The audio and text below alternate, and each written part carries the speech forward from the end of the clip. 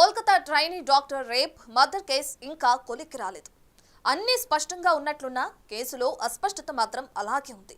ఒకవైపు బెంగాల్ రాష్ట్రం అట్టడుగిపోతుంటే మరోవైపు రాజకీయాల ఎంట్రీ రచ్చరచ్చ చేస్తున్నాయి. సున్నితమైన అంశం ప్రస్తుతం పొలిటికల్ కంపు కొడుతుంది. ఈ పరిణామాల మధ్య భారత రాష్ట్రపతి కీలక వ్యాఖ్యలు చేశారు. నిర్భయ కేసు తర్వాత కూడా ఆగని ఈ అకృత్యాలపై మరో స్థాయి చర్చలు చేపట్టాలని విజ్ఞప్తి చేశారు. అయితే ప్రెసిడెంట్ మాటలు మరో కొత్త చట్టాన్ని సూచిస్తున్నాయా? అంటే నిర్భయ చట్టం ఫెయిల్ అయిందా? 10 ఏళ్లుగా నిర్భయ చట్టం ఎందుకు ప్రభావం చూపలేకపోయింది? మళ్లీ అలాంటి ఘటనలే ఎందుకు పునరావృతమవుతున్నాయి? ఈ అకృత్యాలకు అంతమే లేదా?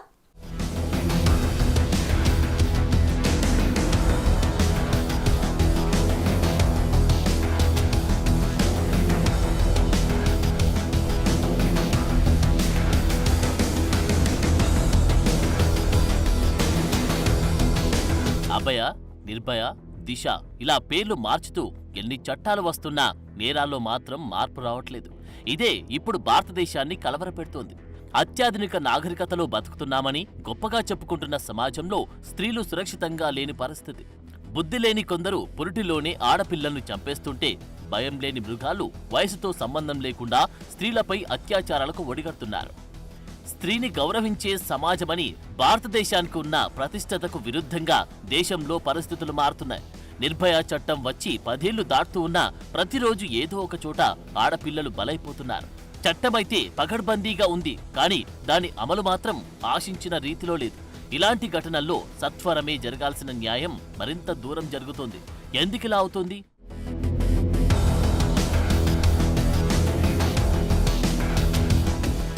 ఇరవై రోజుల క్రితం పశ్చిమ బెంగాల్లోని ట్రైనీ డాక్టర్ నైట్ డ్యూటీలో కాస్త విశ్రాంతి తీసుకుంటున్న సమయంలో అత్యంత ఘోరంగా రేప్ చేసి హత్య చేశారు.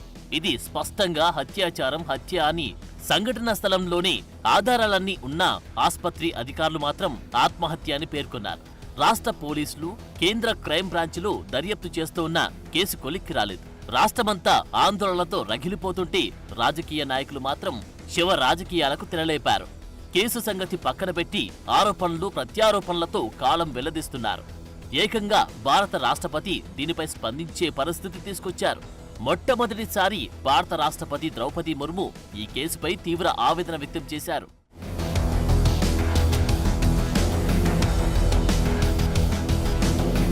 ఇలాంటి సందర్భాల్లో రాష్ట్రపతి స్పందించడం చాలా అరుదుగా జరుగుతుంది. దేశవ్యాప్తంగా జరుగుతున్న ఆందోళన రీత్యా రాష్ట్రపతి ద్రౌపది ముర్ము తన ఆవేదనను వ్యక్తం చేశారు. దేశవ్యాప్తంగా జరుగుతున్న ఇలాంటి క్రూరమైన అత్యాచారాలను ఆమె తీవ్రంగా వ్యతిరేకించారు.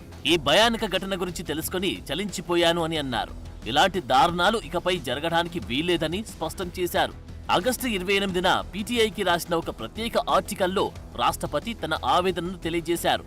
కోల్కతాలో వైద్యురాలిపై జరిగిన దారుణమైన హత్య భయాందోళనకు గురిచేస్తుందని అన్నారు. దేశంలో వరుసగా మహిళలపై జరుగుతున్న నేరాల విషయంలో దేశమంతా ఆత్మ పరిశీలన చేసుకోవాలని అన్నారు. బాధితుల్లో కిండర్ గార్డెన్ బాలికలు కూడా ఉండడం మానవత్వానికి మచ్చ అని వ్యాఖ్యానించారు. ఇక ఇప్పటివరకు జరిగింది చాలు, మహిళల పట్ల దృష్టికోణం మారితే ఇలాంటి ఆకృత్యాలు జరగవని తెలిపారు.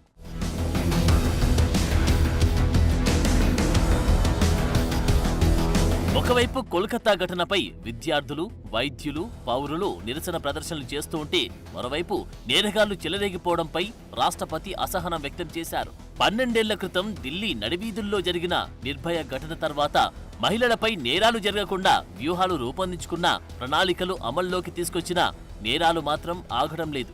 గత 12 ఏళ్లలో లెక్కలేనన్ని దారుణాలు జరిగాయి. అందులో కొన్ని మాత్రమే అందరి దృష్టికి వస్తున్నాయి. అయితే దేశం, ప్రభుత్వాలు నేర్చుకున్న పాఠాలేంటి? ఒక ఘటనకు సంబంధించిన ఆందోళన ముగిసిపోగానే సదరు ఘోరాలు మరుగున పడిపోతున్నాయి. అందరూ వాటిని మర్చిపోతున్నారు. మరో ఘోరం జరిగాక పాత ఘోరాలను గుర్తు చేసుకుంటూ కాలం వెల్లదిస్తున్నారు. ఇది సరియైన విధానమా? సరిగ్గా ఇదే ప్రశ్న రాష్ట్రపతి ముర్ము మాటల్లో వెల్లడైంది.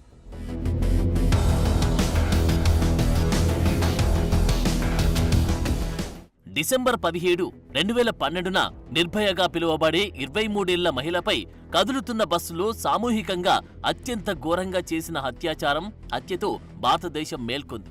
నేరంలో కనిపించిన క్రూరత్వం, మహిళలకు సంబంధించిన సమస్యలు, భద్రతపై తీవ్రమైన ఆందోళనలు చెలరేగాయి. అయినా ఏడాది నిండకుండానే దక్షిణ ముంబైలోని శక్తి మిల్స్ కాంపౌండ్లో 22 ఏళ్ల ఫోటో జర్నలిస్ట్ పై ఒక బాలుడితో సహా 5 వ్యక్తులు అత్యాచారానికి పాల్పడ్డారు. 2013 సెప్టెంబర్ 3న 18 ఏళ్ల టెలిఫోన్ ఆపరేటర్ ని అదే ప్రదేశంలో ఇదే విధమైన సామూహిక అత్యాచారం చేశారు. ఇందులో ఉన్న 3 నేరస్తులు కూడా గత రేప్ కేసులో నిందితులే. ఇక డిసెంబర్ 2016న తమిళనాడులోని అరియాలూరులో 17 ఏళ్ల గర్భిణి అయిన దళిత బాలికపై హిందూ మున్నాని యూనియన్ కార్యదర్శి 3 సహచరులు కలిసి భయంకరంగా సామూహిక హత్యకు పాల్పడ్డారు.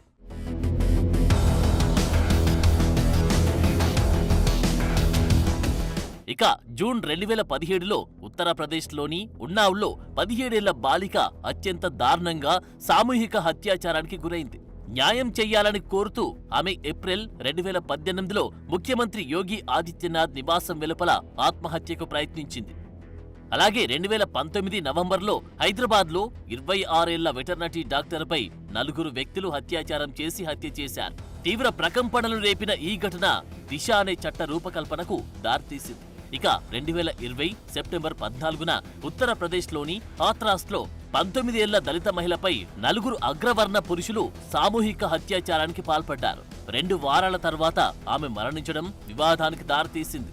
ఆమె కుటుంబ సభ్యుల అనుమతి లేకుండా పోలీసులు ఆమెను బలవంతంగా దహనం చేశారు. ఈ వాదనను అధికారులు ఖండించారు. ఇలా చెప్పుకుంటూ పోతే ఇలాంటి ఘోరమైన హత్యల ఘటనలు లెక్కలేనన్ని ఉన్నాయి. ఇంత ఘోరమైన కేసుల్లో కొందరికి శిక్ష పడగా ఇంకొందరు ఇప్పటికీ బయట దర్జాగా తిరుగుతున్నారు.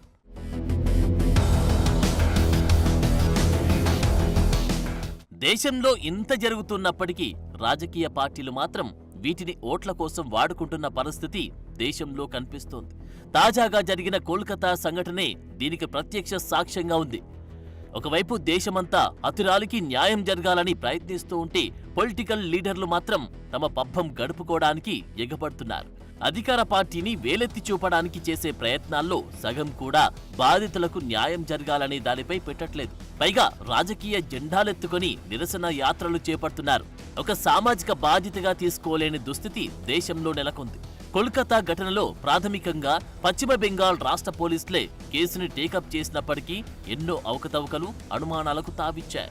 ఆ తర్వాత వచ్చిన కేంద్ర సిబిఐ కూడా దర్యాప్తుతో కాలాన్ని సాగదీస్తుంది తప్ప ఇప్పటి వరకు ఘటనలో పూర్తి నిజానిజాలను బయటపెట్టలేదు.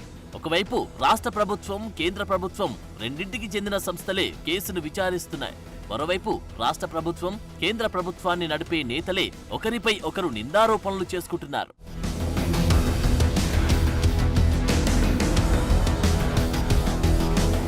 ఇక తాజాగా రాష్ట్రపతి ముర్ము వ్యాఖ్యలపై స్పందించిన బీజేపీ పార్టీలకు అతీతంగా ఈ ఘటనపై న్యాయం కోసం పోరాడాలని పిలుపునిచ్చింది.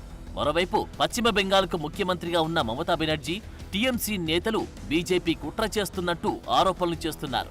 ఇలాంటి పరిస్థితుల మధ్య ఆగస్టు 27న పశ్చిమ బంగా ఛాత్ర సమాజ్ అనే విద్యార్థి సంస్థ చేపట్టిన నబ్నానా అభియాన్ నిరసన ప్రదర్శన లక్ష్యాన్ని మర్చిపోయి రాజకీయ రచ్చకు కారణమైంది.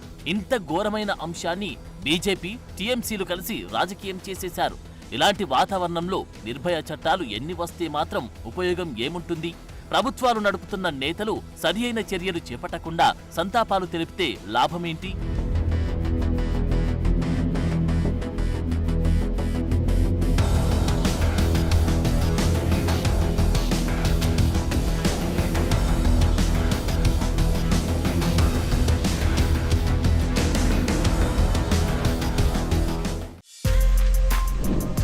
For more videos like this, subscribe Big TV channel.